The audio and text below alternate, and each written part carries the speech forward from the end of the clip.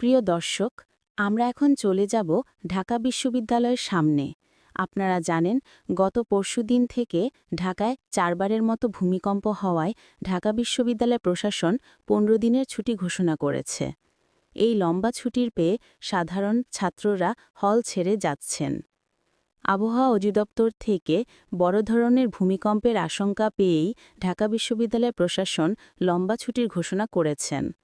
ঢাকা বিশ্ববিদ্যালয়ের আবাসিক ভবনগুলোর অধিকাংশই পুরনো আমলের, তাই শিক্ষার্থীরা পাশাপাশি দাবি তোলেন দ্রুত হলগুলো সংস্কার এবং নতুন হল নির্মাণের।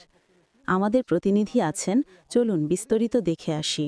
শিক্ষার্থীদের একটি নিরাপদ ক্যাম্পাস বা নিরাপদ হল বা তাদের নিরাপত্তা যেটা হচ্ছে সেটা নিশ্চিত করার লক্ষ্যে কিন্তু তারা কাজ করবেন এবং এই বিশ্ববিদ্যালয় প্রশাসন বলছেন যে এই 15 দিনেই কাজগুলো রয়েছে ভূমিকম্প থেকে শিক্ষার্থীদের নিরাপত্তা নিশ্চিত করতে সেই কাজগুলো কিন্তু সম্পূর্ণ হবে এবং গতকালকেও যে তিনবার যে ভূমিকম্প সংঘটিত হয়েছে সকাল 10টার সময় সন্ধ্যা 6টায় যে ভূমিকম্পটি হয়েছিল সেটি উৎপত্তি স্থল ছিল কিন্তু রাজধানী বাড্ডা এবং তার ঠিক 1 সেকেন্ড পরে আবারও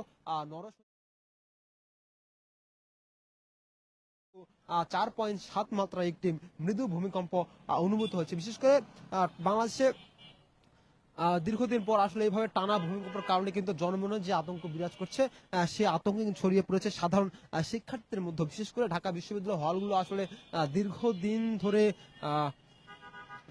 পর্যবেক্ষণ না থাকার কারণে হলগুলো ভঙ্গুর অবস্থা তৈরি হয়েছে। আমরা বিভিন্ন হলগুলোতে ঘুরেছি, বিশেষ করে গত 21 নভেম্বর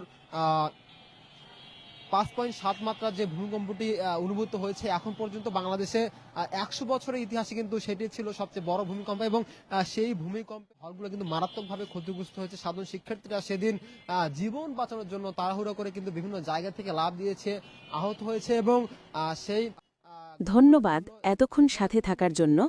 এই রকম আরও নিউজ পেতে বিডি টাইমসের সাথেই থাকুন। শিক্ষার্থী রয়েছে তাদের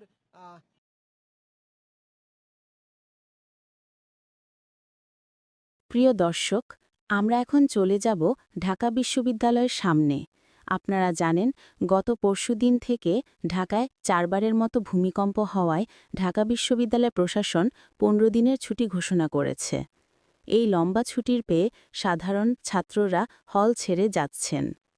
আবহাওয়া অধিদপ্তর থেকে বড় ধরনের ভূমিকম্পের আশঙ্কা পেয়েই ঢাকা বিশ্ববিদ্যালয় প্রশাসন লম্বা ছুটির ঘোষণা করেছেন।